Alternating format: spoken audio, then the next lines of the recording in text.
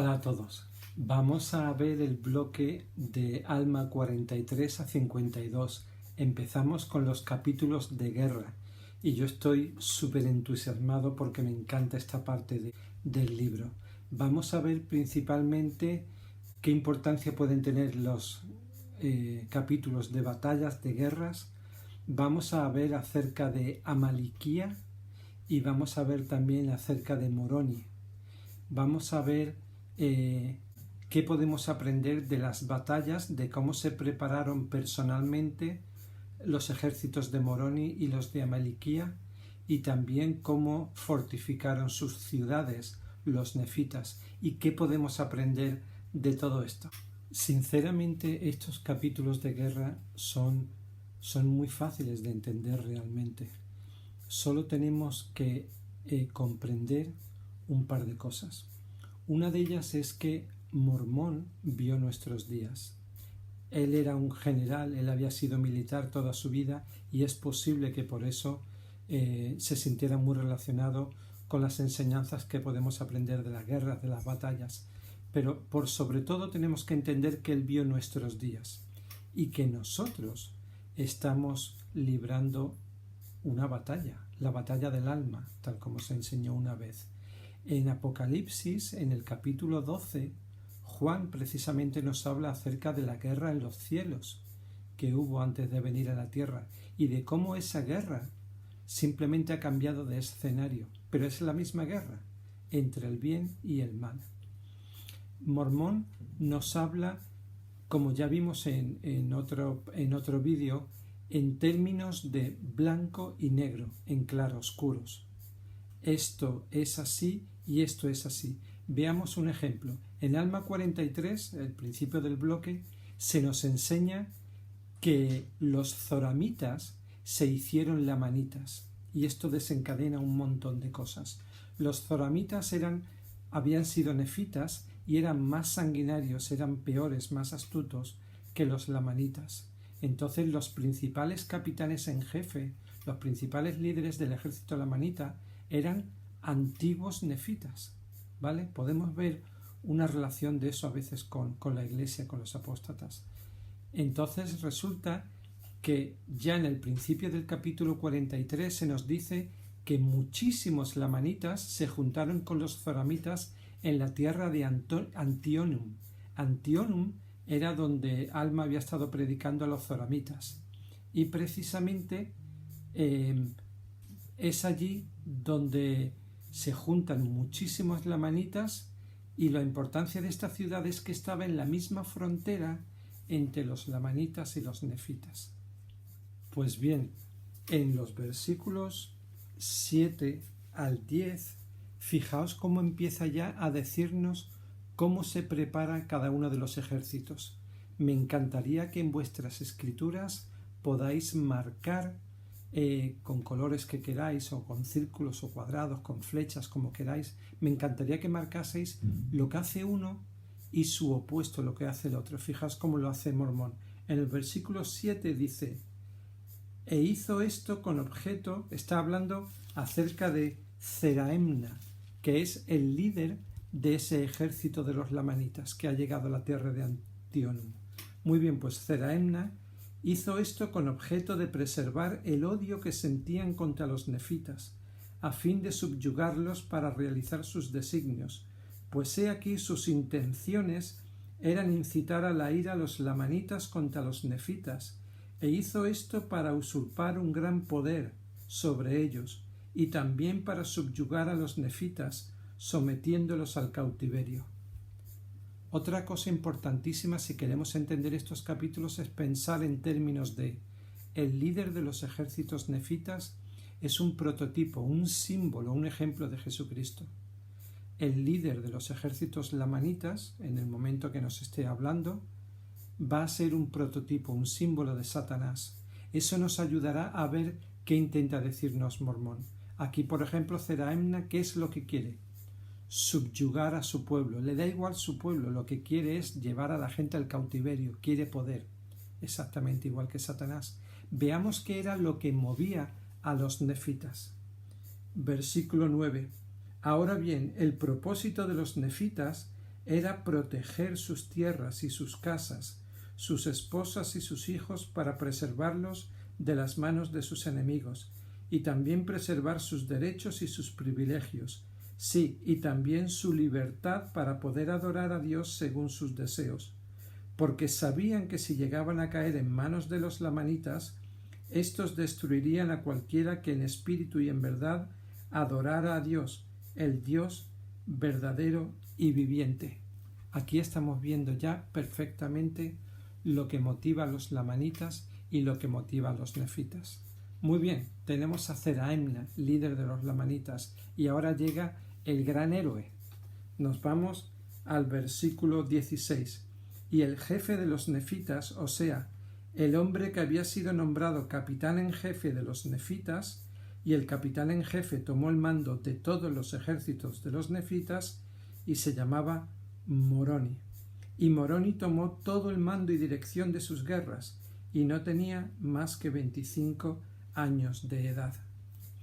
Vamos a ver otro ejemplo, otra manera en la que Mormón nos dice, mira, y esto es lo que hace Dios y esto es lo que hace Satanás. Nos vamos al versículo 18. Y aconteció que se encontró con los lamanitas en las fronteras de Gersón. Y su gente, la gente de Moroni, estaba armada con espadas, con cimitarras y con toda clase de armas de guerra. Y cuando los ejércitos de los lamanitas vieron que el pueblo de Nefi o que Moroni había preparado a su gente con petos y con broqueles, que son escudos pequeñitos, sí, y con escudos también para protegerse la cabeza, y también estaban vestidos con ropa gruesa. Y ahora el 20, el contrapunto, la contraposición.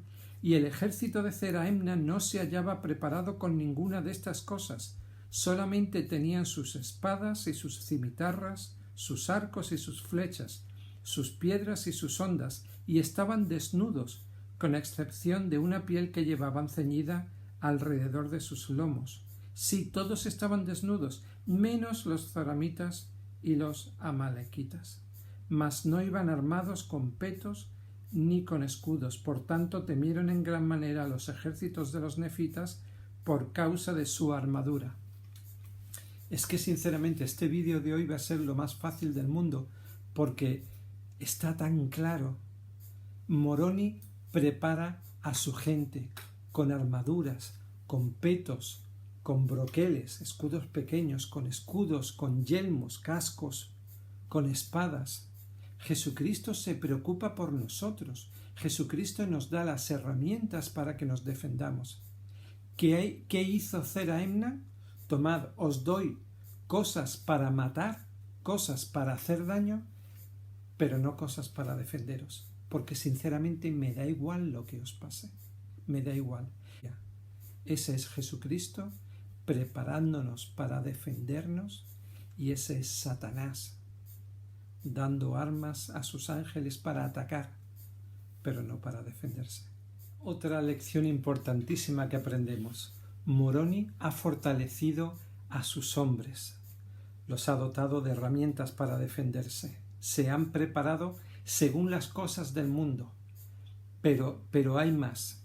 Nos dice el versículo 23, pero sucedió que tan pronto como salieron para el desierto, Moroni envió espías a vigilar su campo, y sabiendo también de las profecías de Alma, Moroni le envió ciertos hombres para pedirle que preguntara al Señor hacia dónde habían de marchar los ejércitos de los nefitas para defenderse de los lamanitas. Y ocurrió que la palabra del Señor vino a Alma, y él informó a los mensajeros de Moroni que los ejércitos de los lamanitas estaban rodeando por el desierto para llegar a la tierra de Manti, a fin de iniciar un ataque contra la parte más débil del pueblo. ¿Por qué? Porque ya hemos visto que los lamanitas temían al ejército de Nefi, así que se fueron de Antionum hacia Manti. ¿Qué aprendemos aquí? A seguir los consejos del Señor. Recibir los consejos del Señor a través del profeta.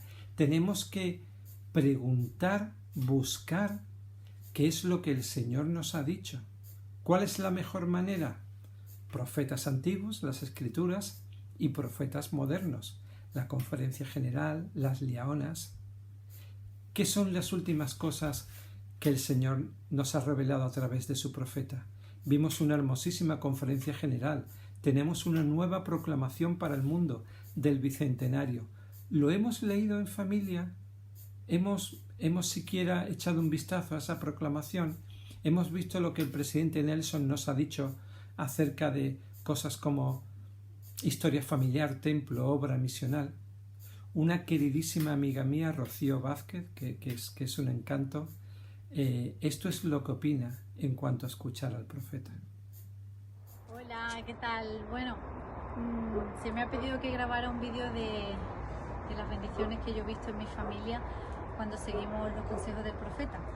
Y la verdad es que no puedo pensar en otra cosa más importante que la obra misional, ¿no? De hecho, encontré esta semana una cita del presidente Nelson que decía: ustedes, padres, maestros y demás, se suben a la ola al preparar a la generación actual para ser dignos del servicio misional. Mientras tanto, sus vidas ejemplares atraerán el interés de sus amigos y vecinos. La verdad es que la obra misional me apasiona y me apasiona ver cómo las personas cambian, ver sus sentimientos, ver su testimonio, cómo crece, ver la primera vez que sienten el amor de Dios. Eso me apasiona, pero a mi familia le llena mucho, porque cuando los misioneros entran en casa o cuando enseñamos a alguien, la verdad es que la casa se llena. No solo recibe el investigador, sino que al compartir todos sus testimonios, nuestros testimonios están vivos y crecen y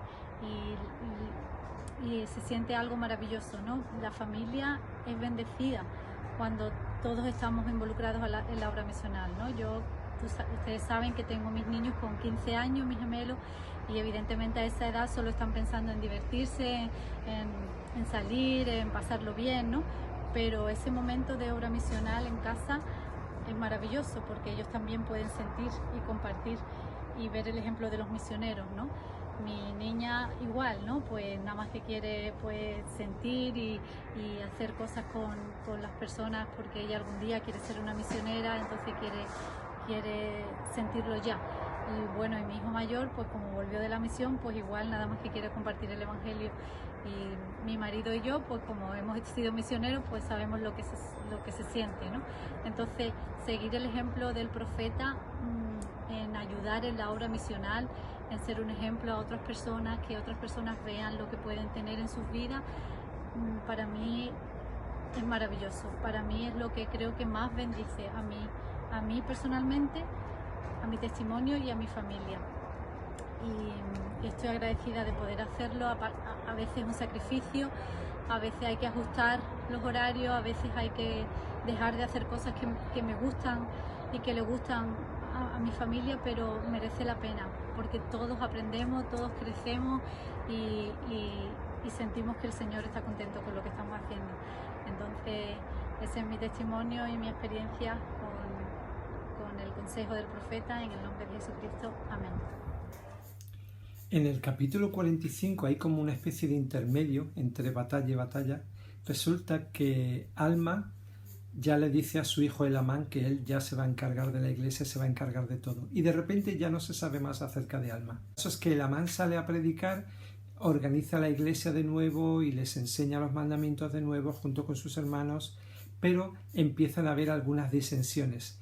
Y aquí, si hemos hablado de quizás el héroe más grande del libro de Mormón, o uno de ellos, Moroni, ahora entra en escena el malote más malo de todos, para mí, para mi gusto, Amaliquía. Y esta historia es muy emocionante, posiblemente mi historia favorita del libro de Mormón, lo que viene ahora. Resulta que, como hemos visto, Elamán, el hijo de Alma, ha salido con sus hermanos a predicar, han organizado la iglesia, pero hay muchos que no creían a Elamán e incluso llegaron a enojarse con ellos, incluso llegaron a intentar quitarles la vida y crearon un grupo que estaba totalmente en contra de la iglesia, intentaba destruirla, y el jefe de ellos era Amaliquía. era un hombre fuerte, un hombre que hablaba muy bien y convenció a muchos, incluso a miembros de la iglesia, consiguió atraérselos y que dejaran la iglesia. Y él quería ser rey. Vamos a empezar otra vez a comparar, acordaos, Moroni, comparamos con Jesucristo, el malo de turno, en este caso Maliquía, lo comparamos con Satanás. Él quería ser rey. ¿Qué pasa con Lucifer en los cielos? Él quería toda la gloria para sí, ¿verdad? Él quería ser el rey.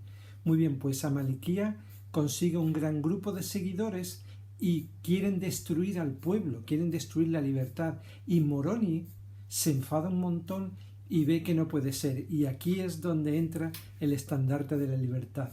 Rasga un trozo de su túnica y escribe en ella: en memoria de nuestro Dios, nuestra religión y libertad y nuestra paz, nuestras esposas y nuestros hijos. Y ese trozo de túnica lo colocó sobre un asta y se fue por los pueblos llamando a la gente al combate. ¿Qué les dijo para infundirles fe? ¿Y cuál fue la reacción de ellos? Podemos verlo en el versículo 20. Dijo: he aquí, todos aquellos que quieran preservar este estandarte sobre la tierra, vengan con la fuerza del Señor y hagan convenio de que mantendrán sus derechos y su religión para que el Señor Dios los bendiga. Y aconteció que cuando Moroni hubo proclamado estas palabras, he aquí, los del pueblo vinieron corriendo, ceñidos sus lomos con sus armaduras, rasgando sus vestidos en señal o como convenio de que no abandonarían al Señor su Dios.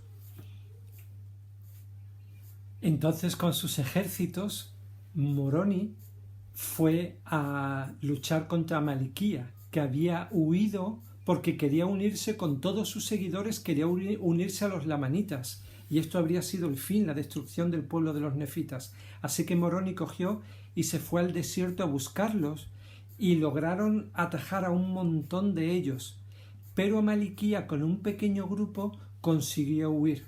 Entonces lo que hizo Moroni es que fue de ciudad en ciudad poniendo una copia de ese estandarte de la libertad en sus torres. Y esto nos puede hacer recordar a qué ponemos nosotros en nuestras torres, qué estandartes de libertad tenemos en nuestros hogares, por ejemplo. ¿Tenemos algún recordatorio, alguna foto de Jesucristo, alguna imagen de un templo que nos recuerde que debemos honrar a Dios, a nuestra religión, nuestra libertad? ¿Qué dejamos que entre en nuestros hogares por medio de la música, por medio de la televisión, del ordenador? ¿Qué tenemos en nuestras torres? Muy bien, Amaliquía ha conseguido huir con un pequeño grupo y va y llega a la tierra de los lamanitas, y entonces incita al rey de los lamanitas a la guerra contra los nefitas, ¿vale? Y la mayoría del ejército de los lamanitas dice: ¿cómo? ¿Contra Moroni? Ni muerto, que me voy de aquí, que esto no está pagado. Y entonces el grueso del ejército de los lamanitas huye, y Amaliquía comienza un plan sumamente astuto, como el que Satanás hace para intentar destruirnos a los seguidores de Cristo. Fijaos qué interesante, lo tenemos en el capítulo 47 de Alma, uno de mis capítulos favoritos. Amaliquía le dice al rey de los lamanitas: no te preocupes, rey lamanita, que dame un ejército tuyo, y yo voy a hacer que todos estos que han desertado, que no quieren luchar, te los voy a traer aquí para que luchen. ¿Tú harás eso por mí, Amaliquía? Yo lo hago por ti, hombre, que para eso están los amigos. Y entonces le da a Amaliquía un montón de soldados, el rey lamanita. Y Amaliquía se dirige a un lugar llamado Onida. Y ahí estaba un monte, una montaña llamada Antipas. Y el ejército de Leonti, que era el jefe de los soldados que habían huido, que no querían luchar contra Moroni, estaban en la cima del monte Antipas, ¿vale? Y entonces Amaliquía se pone a las faldas del monte Antipas y envía mensajeros, pero en secreto, sin que nadie lo sepa, una primera vez. Y les dice a Leonti: oye, bajad, que no os va a pasar nada. Pero ¿qué dice el libro de Mormón acerca de la gente de Leonti? Y habían nombrado a un hombre como rey y caudillo sobre ellos, habiendo fijado en sus mentes una firme resolución de que no los obligarían a ir contra los nefitas. O sea que parece ser que era imposible hacer bajar a estos hombres con una firme resolución, ¿vale? Así es como somos nosotros. Satanás nunca va a conseguir engañarme, nunca va a hacer que peque, ¿verdad? Muy bien, ya hemos visto que Amaliquía envió un primer mensajero y Leonti dijo no. Amaliquía envió una segunda vez a un mensajero en secreto y Leonti dijo no. Amaliquía envió un tercer mensaje y Leonti dijo no. Hasta aquí todo bien, ¿verdad? Y entonces, ¿qué es lo que hace Satanás? ¿Qué es lo que hace Amaliquía? Cambia de estrategia. Espero de verdad que estéis viendo la clarísima comparación con el mundo, la vida espiritual. Amaliquía, dice el versículo 12, cuando vio que no podía conseguir que Leonti bajara de la montaña, Amaliquía ascendió al monte casi hasta el campo de Leonti y envió por cuarta vez su comunicación a Leonti pidiéndole que bajara y que llevara a sus guardias consigo. Ascendió al monte casi hasta el campo de Leonti. Satanás, si no consigue que nos acerquemos, él se va a acercar hasta nuestro terreno. Va a parecer que es una buena persona, que sus ideas son buenas. Oye, no fumes, no cometas pecado sexual, tú no te metas en droga, ¿vale? Y a la iglesia hay que ir, ¿vale? Este domingo te duele un poco la cabeza. Mira, lo único que te... Oye, pero por tu bien, ¿eh? Palabra de sabiduría importante. No vayas a la iglesia, que no te encuentras muy bien. Ya está, simplemente, ¿verdad? No ha hecho nada malo. Y dice que Leonti bajó ¿con quién? Con sus guardias. Leonti se encontraba bien. Yo controlo, yo voy con mis guardias. Aquí no me va a pasar nada. Yo controlo. Qué peligro tienen esas dos palabras. Muy bien, entonces cuando Leonti baja a parlamentar con Amaliquía, Amaliquía le propone: vente con todos tus hombres a mi campamento, que no saben que yo he venido, que están durmiendo ahora, y los pongo en tus manos. ¿Os acordáis de Zeraimna, que no le importaban sus hombres? Pues Amaliquía menos. Y entonces Leonti con sus hombres ponen bajo la espada a todos los que estaban en el campamento de Amaliquía y todos se rinden. Vale, vamos contigo, claro, nos has pillado. Amaliquía lo único que quería ser era el segundo del ejército, lo único, ¿vale? Pero claro, ¿qué pasa cuando el número 1 muere? ¿Quién es el nuevo jefe? El número 2. Y dice las escrituras, el versículo 18, y sucedió que Amaliquía hizo que uno de sus siervos administrase veneno a Leonti poco a poco hasta que murió. Poco a poco. ¿Cómo nos tienta Satanás? ¿Se me aparece aquí de repente y me dice odia a la iglesia? No. Es poco a poco. Son con pequeñas artimañas. Baja con tus guardias, tú controlas, no pasa nada. No vayas a la iglesia esta vez. Hoy no leas las escrituras, que no pasa nada. Critica un poco. Mira, tómate eso, tira un poco de alcohol, pero tú estás con tus guardias, tú controlas, no va a pasar nada. Finalmente Amaliquía consiguió que sus siervos mataran incluso al rey cuando el rey salió de la ciudad a saludarles porque venía con todo el ejército. Amaliquía consiguió el favor de la reina, se casó con ella y se convirtió en el rey de los lamanitas. ¿Qué va a hacer Satanás con nosotros? ¿Va a hacer que bajemos de la montaña? Por favor, no bajes de la montaña. Ni la cuarta vez que te lo pidan, ni la quinta, ni la 23ª. No bajes de la montaña. Ahora en el capítulo 48 hay 2 o 3 cosas que me encantaría deciros. En el versículo 1 se nos dice que Amaliquía incitó a los lamanitas contra el pueblo de Nefi. Sí, nombró a algunos hombres para que desde sus torres hablaran a los lamanitas en contra de los nefitas.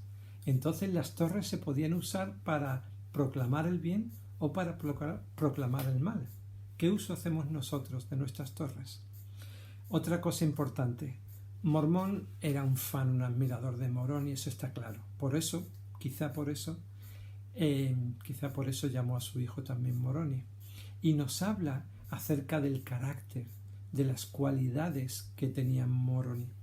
En el versículo 11 dice: y era Moroni un hombre fuerte y poderoso, un hombre de un entendimiento perfecto, sí, un hombre que no se deleitaba en derramar sangre, un hombre cuya alma se regocijaba en la libertad e independencia de su país, y en que sus hermanos se libraran de la servidumbre y la esclavitud, sí, un hombre cuyo corazón se henchía de agradecimiento a su Dios por los muchos privilegios y bendiciones que otorgaba a su pueblo, un hombre que trabajaba en gran manera por el bienestar y la seguridad de su pueblo. Sí, y era un hombre firme en la fe de Cristo, y había jurado defender a su pueblo, sus derechos, su país y su religión, aun cuando tuviera que derramar su sangre. Y más adelante dice: sí, en verdad os digo, que si todos los hombres hubieran sido, y fueran, y pudieran siempre ser como Moroni, he aquí los poderes mismos del infierno se habrían sacudido para siempre. Sí, el diablo jamás tendría poder sobre el corazón de los hijos de los hombres.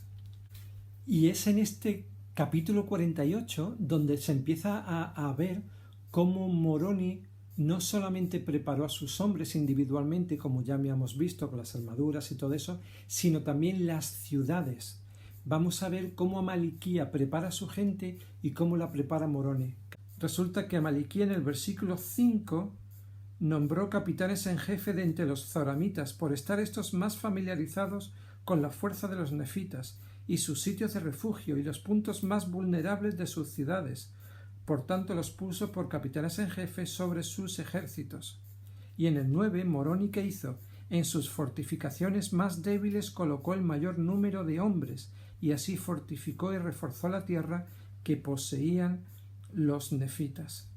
En el versículo 6 se nos dice: y sucedió que levantaron su campo y se dirigieron hacia la tierra de Zaraemla por el desierto, es decir, a atacar a los nefitas. Sin embargo, el versículo 8 decía: sí, hablando de Moroni, él había estado fortaleciendo los ejércitos de los nefitas y construyendo pequeños fuertes o sitios de refugio, levantando parapetos de tierra alrededor de sus ejércitos y erigiendo también muros de piedra para cercarlos en los contornos de sus ciudades y en las fronteras de sus tierras, sí, por toda la tierra. Es decir, Amaliquía estaba preparando a su gente: vámonos de aquí, levantamos el campamento para atacar. Y Moroni está diciendo: fortalezcamos el campamento para defendernos. Es un claro ejemplo de cómo funciona el bien y cómo funciona el mal. ¿Y qué aprendemos acerca de las fortificaciones? ¿A qué nos recuerdan? ¿A nuestros hogares? Seguramente. ¿Y cómo defendemos nuestras fortificaciones? Tengo una queridísima amiga, Marta Alicia. Ella sabe mucho acerca de pelear muchas batallas duras. Buenas tardes, queridos hermanos. En esta oportunidad pues se nos ha pedido de que hablemos sobre ejemplos de cómo nuestro Padre Celestial, a través de las Escrituras, nos ayuda a afrontar día a día nuestras batallas espirituales. En el capítulo de Alma 50 se habla sobre el capitán Moroni y nos habla cómo en su tiempo él fortificó la ciudad con muros, con estructuras de madera, con pilares y torres altas. Moroni, como buen capitán, pues encontró los puntos débiles de la ciudad y los fortificó. Creo que nosotros podemos ser el capitán Moroni de nuestras vidas y podemos encontrar nuestros puntos débiles, trabajar en ellos y hacerlos nuestras fortalezas. Uno de esos ejemplos en lo personal pues sería que una persona explosiva o que tiende a enfadarse muy fácilmente, si trabaja en su temperamento puede llegar a ser una persona amorosa, una persona dulce, llena de amor y caridad al prójimo. Y todo esto se lo dejamos en el nombre de nuestro hermano mayor Jesucristo. Amén. Las hermanas Vázquez y Chavarría han hecho este vídeo mucho más fácil con sus hermosas explicaciones. Estoy muy agradecido por ellas dos.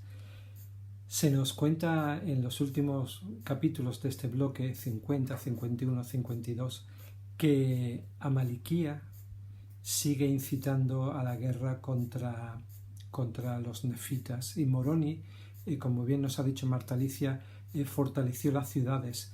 Los lamanitas intentaron atacar primero la ciudad de Amonía. ¿Os acordáis? Aquella ciudad en la que habían estado el rey Noé y donde los lamanitas la habían arrasado en un solo día. Bueno, pues los lamanitas llegan ahora y se encuentran con que está fortificada. Y dicen, madre mía, esto es imposible. Y entonces se van a la ciudad de Noé, que era una ciudad también que era débil, y se encuentran con que está más fortificada todavía. Esto me recuerda a Éter 12:27. Me encantaría que leáis Éter 12:27 y que comparéis lo que se nos dice ahí con defender, fortalecer nuestras ciudades débiles. Y ahí lo dejo. Resulta que más adelante Nefía, que había sido el primer ministro, el que estaba en el asiento judicial, fallece y entra en escena Paorán. Y Paorán tiene un problema. Hay gente que quieren reyes, y cuando llegan los lamanitas a atacar, ellos se ponen muy contentos porque dicen, a mí me da igual, yo no quiero defender al gobierno y tiene que venir Moroni y poner orden. Nos pasa esto a veces, hermanos. Hay contención en nuestra vida y por eso no recibimos bendiciones. No apoyamos a nuestro obispo, a nuestro presidente Rama, a nuestro presidente Estaca, a nuestra esposa, a nuestros hijos, a nuestro esposo, a nuestros padres, y por eso no conseguimos prosperar. Cuidado con las contenciones, muchísimo cuidado. Aquí vemos en el libro de Mormón lo que pasó. Y hablando de prosperar, los nefitas prosperaron. Y hay una trampa, hay una falsa enseñanza que se llama el Evangelio de la Prosperidad. Cuidado con esta falsa enseñanza, que dice que si guardas los mandamientos, te irá bien materialmente en esta vida. Cuidado con esta trampa. Es cierto que los nefitas prosperaron, se hicieron industriosos y se hicieron ricos, pero no podemos pensar, como él ha guardado los mandamientos, se ha hecho rico, y pensar, entonces el que es pobre, ¿me entienden? Mucho cuidado con pensar que automáticamente el que guarda los mandamientos se hará rico, porque no es así. Las pruebas vienen de muchas maneras diferentes. Algunas de las personas más fuertes en el Evangelio que he conocido en mi vida son pobres. Y creo que van a ser pobres el resto de su vida. Y ojalá yo pueda trabajar para ellos en el cielo. Ojalá. Me encantaría. Mis queridos hermanos, fortalezcamos nuestros hogares. Pongamos parapetos, torres. Mandemos señales a los demás de fidelidad. Luchemos por el Evangelio, no nos avergoncemos de ello. Recordemos estas historias para acordarnos de Jesucristo. Por favor, no caigamos en las batallas espirituales. Cuidado con quitarnos la armadura de Dios. Testifico de todas estas cosas en el nombre de Jesucristo. Amén.